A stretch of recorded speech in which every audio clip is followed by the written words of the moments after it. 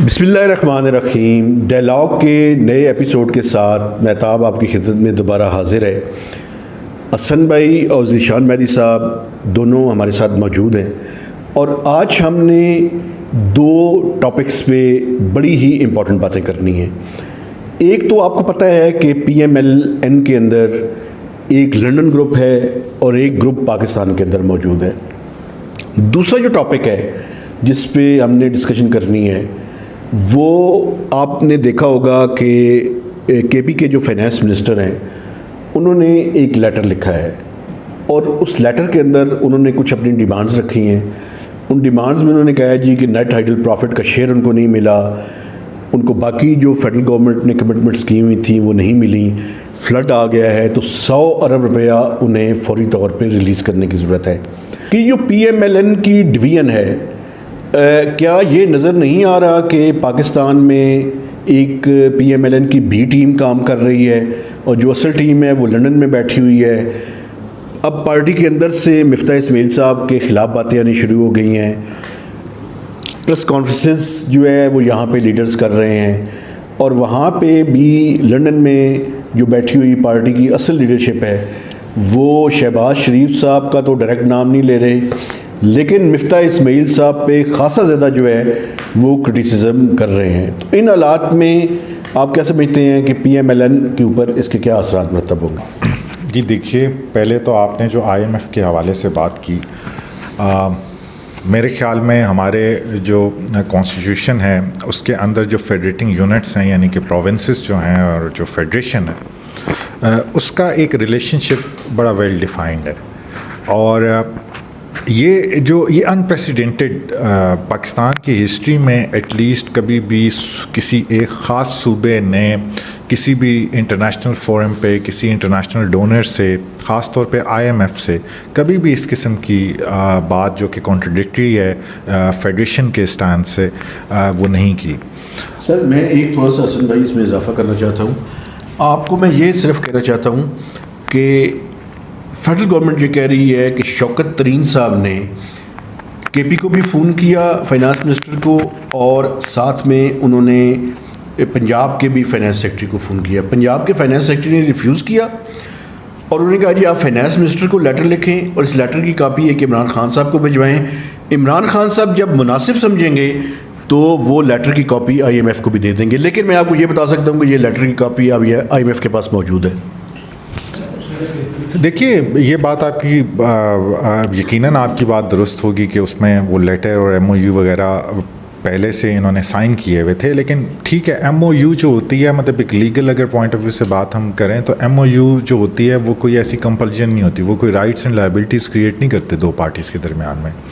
लेकिन जो constitution rights and responsibilities create करता है या उसके अंदर कोई कमी है, अगर ये ख़ास तौर पे ये जो इंस्टेंस है इस तरह तो अब हमारा फ्यूचर में जो पॉलिटिकल लैंडस्केप नज़र आ रहा है पाकिस्तान में, उसमें हर सूबे में मुख्तलिफ पार्टीज़ की गवर्नमेंट होगी और पार्टीज़ अगर इतनी एक्रिमोनियस होंगी और इतनी ज़्यादा पोलराइज होंगी तो वो तो जो फेडरेशन के अंदर जो पार्टी होगी वो कोई प्रोविंस से नहीं मानेगा। इस तरह तो निज़ाम हुकूमत नहीं चल सकता।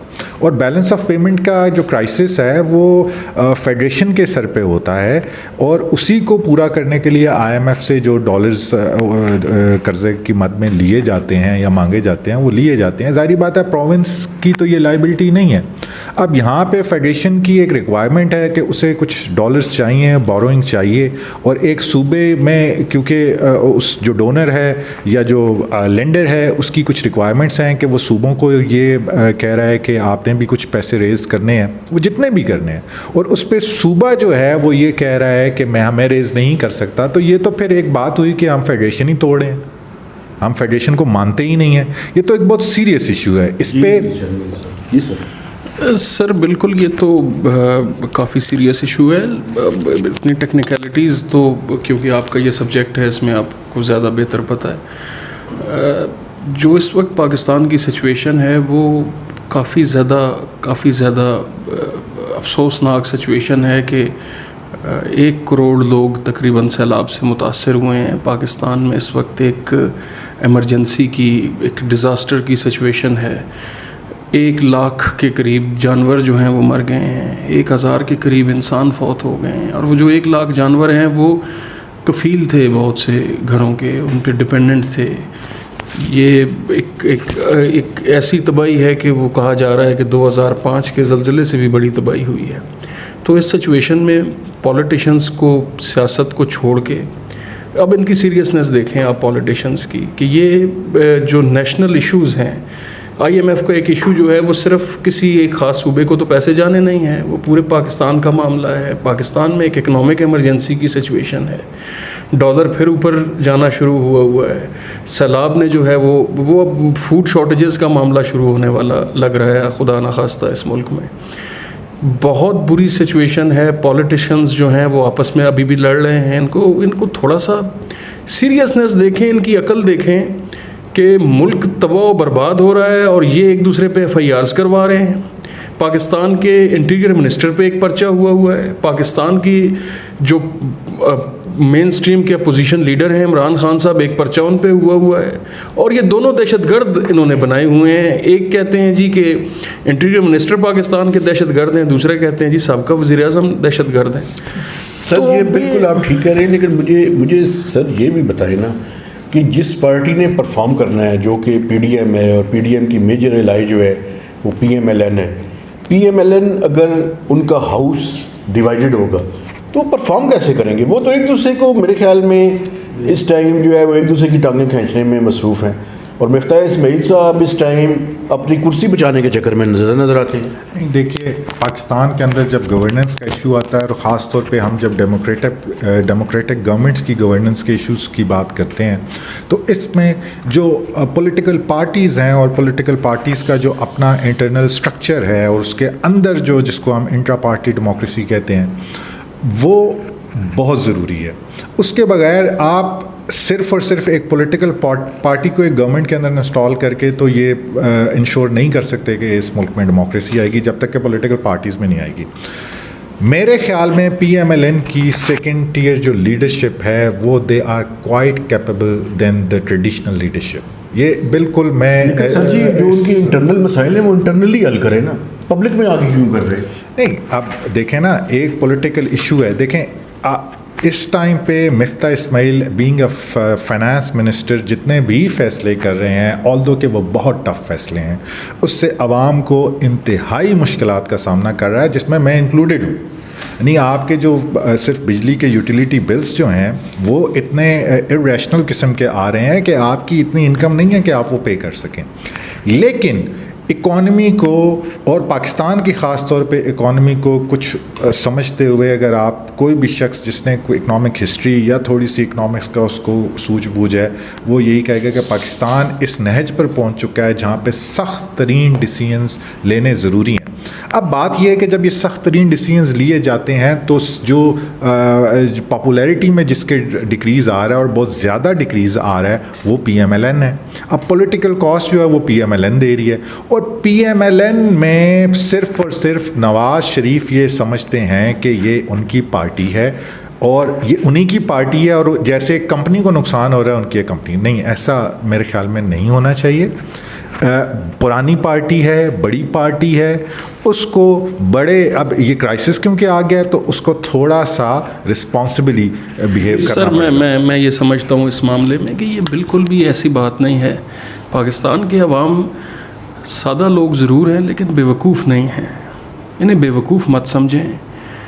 एक जो है आपकी जो लीडरशिप है वो कह रही है जी कि छोटे भाई की हुकूमत गलत है, छोटे भाई कह रहे हैं बड़े भाईजान को पता नहीं है। ये सब एक पॉलिटिकल पार्टी है, ये एक मामला है, और इन सिर्फ आपस में एक डिवीज़न है। डिवीज़न क्या की हुई है? वो काम की तकसीम है। एक बंदे ने गवर्नेंस करनी है और दूसरे बंदे ने he is playing with the gallery. The leadership in London is playing with the gallery, और वो पाकिस्तान, वो ये चाह रहे हैं कि हम हुकूमत भी करें और अवाम की हमदर्दियाँ भी समेटें। उन्होंने एक ख़ास तरीके से एक मैकेनिज़्म डेवलप किया हुआ है, और ये तो बड़े सादा लोगों को भी पता है कि एक पॉलिटिकल पार्टी की हुकूमत है, उसमें दो बंदों को उन्होंने एक काम पे लगाया हुआ है कि आप पाकिस्तान में हुकूमत करें और इक़्तिदार के मज़े लें और इन्जॉय करें पर्क्स एंड प्रिविलेजेस, और दूसरे जो हैं वो पाकिस्तान के अवाम की हमदर्दियाँ समेटें और कहें बड़ी महंगाई हो गई है, बड़े हालात ख़राब हैं। ये छोड़ दें अगर हालात ख़राब है तो। एक वैसे लेकिन सर एक और भी सवाल है ना, आप ये देखें कि इमरान खान साहब ने कुछ 36 माह तकरीबन 4 साल के लगभग जो है वो हुकूमत की, 3.5-4 साल। अब PMLN को क्या मजबूरी आन पड़ी थी कि वो सारे गंद को साफ करने के लिए, जो कि इमरान खान साहब की 4 सालों की हुकूमत का नतीजा है, उस गंद को भी साफ करें, अपने लिए अपनी जो पॉपुलैरिटी है उसको भी एट स्टेक लगाएं, और इसके साथ साथ जो है वो इस तरह से भी महसूस हो कि जिस तरह से ज़ीशान साहब कह रहे हैं कि ये पार्टी जो है वो दोनों कश्तियों की सवार नज़र आए।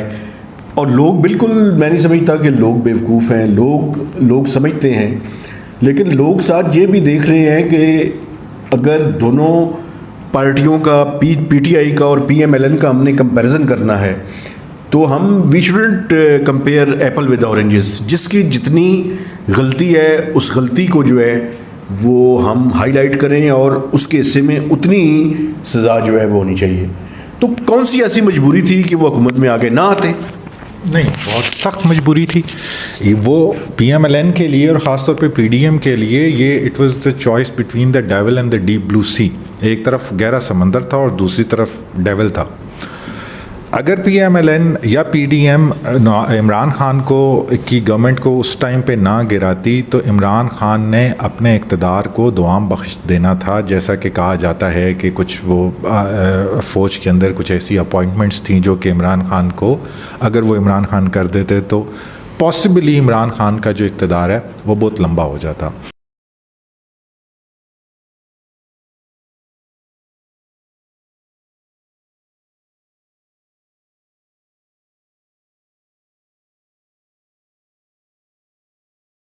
जी, पॉलिटिकल पार्टीज़ ये बहुत अच्छे तरीके से जानती हैं कि ये बूम एंड बस्ट साइकिल होता है, यानी कि जब बुरे हालात आते हैं तो जो 4-5 साल के बाद अच्छे हालात भी आते हैं।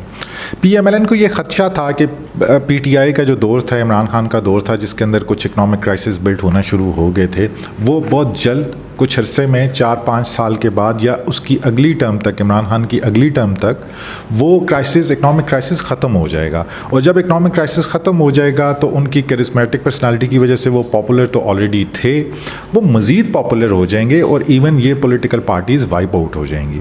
सो उन्होंने इसी चीज़ पे एक किस्म का गैम्बल किया, और गैम्बल करने के बाद उन्होंने इमरान खान साहब की गवर्नमेंट को जब असेंबली के अंदर through vote of no confidence government को ख़त्म किया, वो आए इसी उम्मीद के साथ थे। लेकिन सर ये देखिए, अगले साल इलेक्शन में उन्होंने जाना है, तो जब इलेक्शन में जाएंगे तो मैं समझता हूँ तो अगले इलेक्शन में वाइप आउट हो जाएंगे। ये बात आपकी दुरुस्त है। इनका शायद ये जो 1.5 साल के अंदर इन्होंने मैनेज करना था, शायद इन्होंने उस तरीके से परसीव नहीं किया था। लेकिन इसके साथ एक और भी चीज़ है।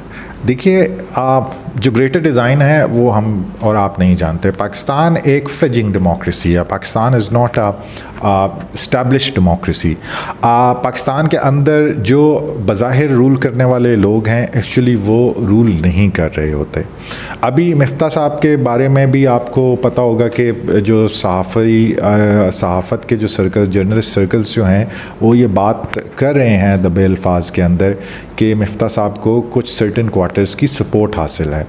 लेकिन मैं ये सपोर्ट हासिल नहीं होनी चाहिए, पॉलिटिकल इंटरवेंशन नहीं होनी चाहिए, ये प्रिंसिपल अपनी जगह पे है। लेकिन मिफ्ता इस्माइल के जब से वो फाइनेंस मिनिस्टर बने हैं, उनकी एटलीस्ट जितने भी पॉलिसी एक्शंस हैं और जो वो पॉलिसी स्टेटमेंट्स देते हैं, जो वो टॉकिंग पॉइंट्स उनकी पॉलिसी के होते हैं, वो जब भी कोई प्रेस कॉन्फ्रेंस करते हैं, वो सारी वो चीज़ें हैं जो पाकिस्तान को अशद ज़रूरत है। ऑल्दो कि अभी भी रिफॉर्म्स की एरियाज़ में अभी तक हमें मिफ्ता इस्माइल या ये जो करंट शहबाज शरीफ की गवर्नमेंट है, इसके अंदर हमें वो उस तरीके से विगर नज़र नहीं आ हमारा privatisation is one of the most important issue, privatise किया जाए।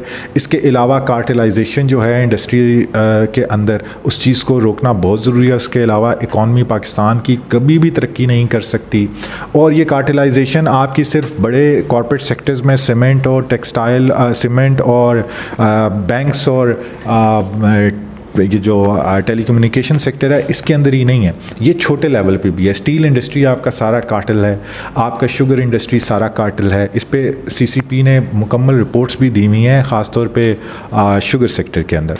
और आपके इवन के ये जो बिज़नेस हाउसेस हैं फैसलाबाद के अंदर, टेक्सटाइल सेक्टर तो 1960 से लेके आज तक एक बहुत बड़ा एक प्रेशर ग्रुप है जो कि अपने मफादात के लिए हर गवर्नमेंट को, आज तक पाकिस्तान की ऐसी कोई गवर्नमेंट नहीं है जिसको उसने ब्लैकमेल ना किया हो और अपने फ़ायदे की हवाले से बहुत सी ऐसी मुराद ना ली हों। लिहाजा इन चीज़ों पे रिफॉर्म्स बहुत ज़रूरी है। आपके क्वेश्चन को रिस्पॉन्ड करना चाहूँगा कि पाकिस्तान की पॉलिटिकल पार्टीज़ के जो मामलात हैं ये पीडीएम, पीटीआई इनसे बहुत डिफरेंट हैं। आप ये देखें कि ये लोग इक़्तिदार में आने की, पाकिस्तान की पॉलिटिकल पार्टीज़ इक़्तिदार में आने की कोई कीमत भी दे सकते हैं। इनका बुनियादी मकसद असूल इक़्तिदार है। आप हिस्टोरिक पर्सपेक्टिव देख लें, ये सब के सब पीसीओज़ को और एलएफओज़ को लेजिटिमाइज़ करने वाले लोग रहे हैं हिस्टोरिकली, चाहे वो 2002 हो, 1985 हो, 1962 हो, ये सब के सब हालत ये है कि ये इक़्तिदार में आने की ये कीमत भी देते रहे हैं कि आधे पाकिस्तान पे भी हुकूमत करते रहे। मुझे ये बताएं हल क्या है? ये एलएफओज़ को अगर लेजिटिमेसी ना दें तो फ़ौज के साथ लड़ाई करें, क्या करें?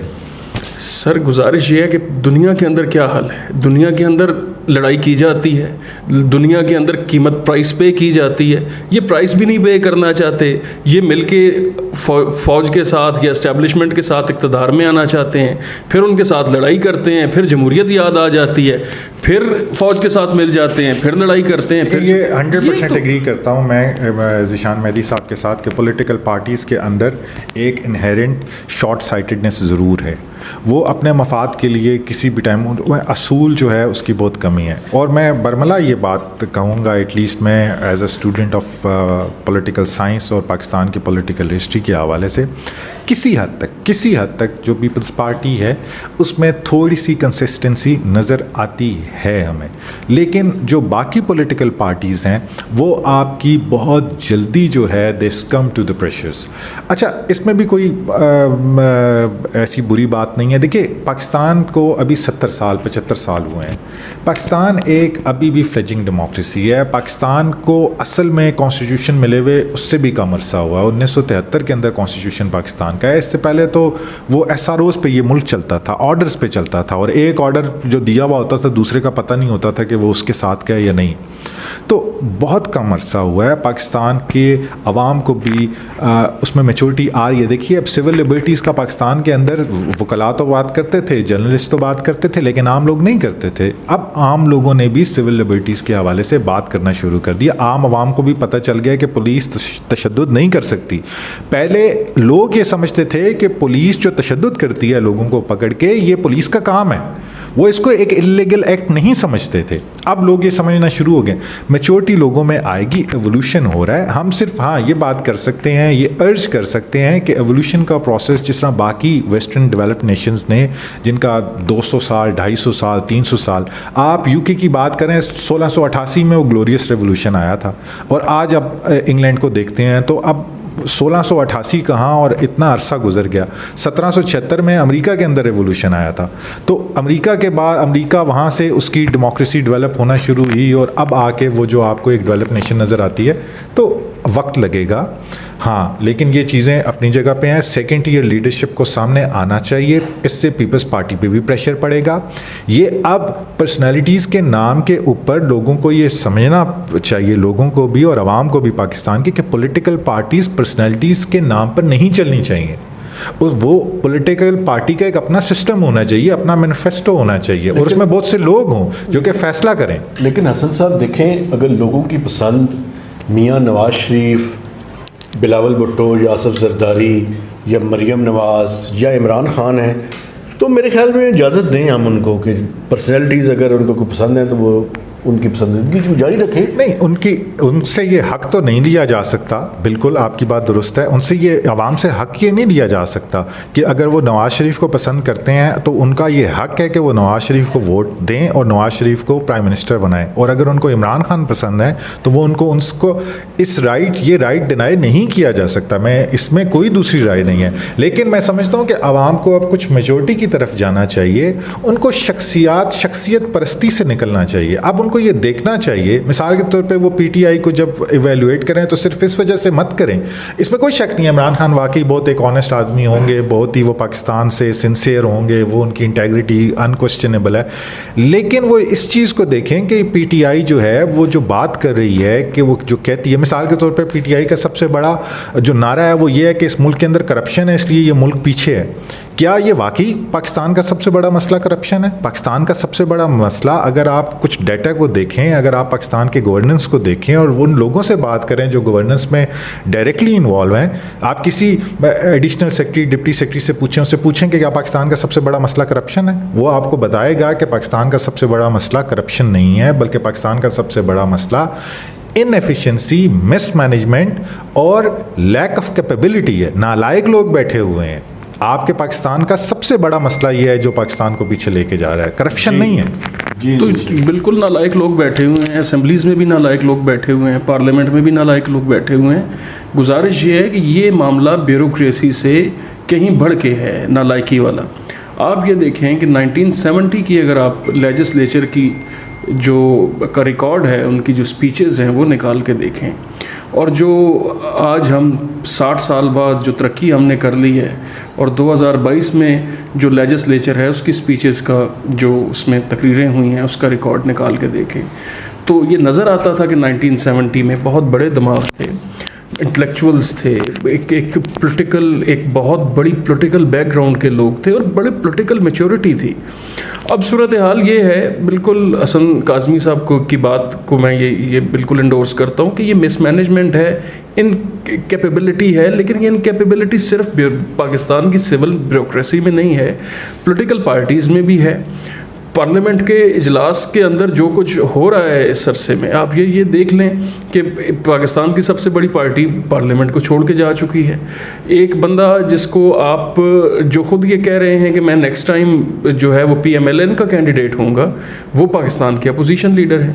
तो ये किस तरह चल रहा है? ये डिस्टॉर्शंस बिल्कुल हैं, लेकिन इन डिस्टॉर्शंस को जिन फोर्सेस ने ये डिस्टॉर्शंस क्रिएट की हैं उनके बारे में भी कोई गुफ्तगू होनी चाहिए। उसकी वजह ये है कि ये डिस्टॉर्शंस तो क्रिएट हो गई है, लेकिन हम पॉलिटिकल प्रोसेस को जब तक मेडलिंग ख़त्म नहीं करेंगे, ये बिल्कुल नवाबज़ादा नसरुल्लाह साहब वाली बात बिल्कुल ठीक है यहाँ पे कि ये जमहूरियत एक ऐसा पौधा है कि अब हर 5-6 महीने के बाद या 2 साल के बाद उसको उखाड़ के देखते हैं कि इसकी जड़ें मजबूत नहीं हुई, तो उसको जब तक फलने फूलने का मौका नहीं देंगे ये जमहूरियत कभी भी मजबूत नहीं होगी। आप जितने मेरे देखने वाले हैं और मेरे साथी बैठे हुए हैं, क्या इंडिया के लोग हमसे कोई जुदा हैं? उनके आंखें कोई ज़्यादा हैं, कान कोई हमसे बड़े हैं?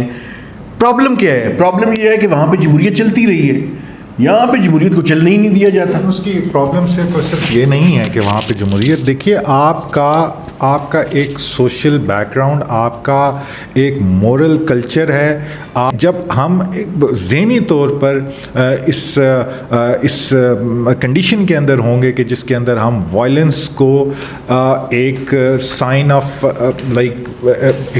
एक अच्छी वैल्यू समझेंगे, उसको प्रमोट करेंगे, तो आपकी ज़ाहिरी बात है कि वो हल्के जो कि जिनके पास मोनोपली है वायलेंस की, देखें पुलिस और जो आर्म फोर्सेस होती हैं, स्टेट उनको ये राइट देती है कि वो गन रख सकते हैं, वो किसी बंदे को पकड़ सकते हैं ताकि वो सोसाइटी के अंदर डिटेरेंस क्रिएट करें। वो स्टेट ने उनको राइट दिया होता है। सिटीज़न के पास ये राइट नहीं होता कि वो बंदूक लहराता हुआ रोडों पर फिर। 2-3 टेक अवेज मैं आपके साथ डिस्कस करना चाहता हूँ। एक तो ये पॉलिटिकल पार्टीज़ जो इस टाइम उन्होंने फ़ैसला किया PDM ने, वो एक मुश्किल हालात के अंदर, कैसे वक्त में जब कि सैलाब भी है, और मैं आपको बताऊं एक चीज़ हमने डिस्कस नहीं की, इन्फ्लेशन जो है वो ऊपर जा रही है, और ये इन्फ्लेशन जो है ये बेसिकली टैक्स है एक तरह का, चूँकि आम आदमी और ख़ासकर गरीब के ऊपर ये बड़ा भारी टैक्स है। दूसरा, ये जो केपी की गवर्नमेंट ने लेटर लिखा है, मैं समझता हूँ कि सियासत को थोड़ा सा हम अपनी ज़ात से बलातर होकर, ये पॉलिटिकल पार्टीज़ अगर उसके बारे में बात करें तो ज़्यादा बेहतर है। अपने वेस्टर्न इंटरेस्ट को या अपनी ज़ात से निकल कर करें तो बहुत बेहतर है। तीसरी, एक ज़ीशान मेहदी साहब ने बात की थी कि FIRs दर्ज हो रही हैं, तो इस पे मैं एक बात करना चाहता हूँ और उस पर आपसे इजाज़त लूँगा कि एक जर्नलिस्ट के ख़िलाफ़ भी एक FIR दर्ज हुई है। हमारे दोस्त हैं वकार सत्ती साहब, उन्होंने कुछ इमरान खान साहब के क्लिप्स जो वो बातें करते रहे हैं वो शेयर की है, और उस पर पंजाब की गवर्नमेंट ने आरे बाज़ार में एक FIR उनके ऊपर दर्ज करवा दी, और वो भी तौहीन इस्लाम के हवाले से।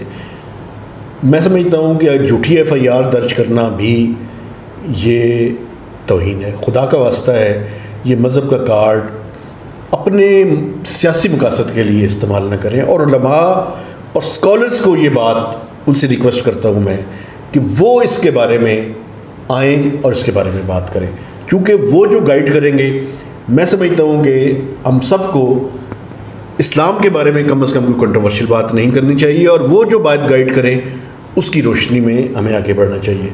तो महताब हैदर को प्रोग्राम से इजाज़त दीजिए। खुदा हाफिज़।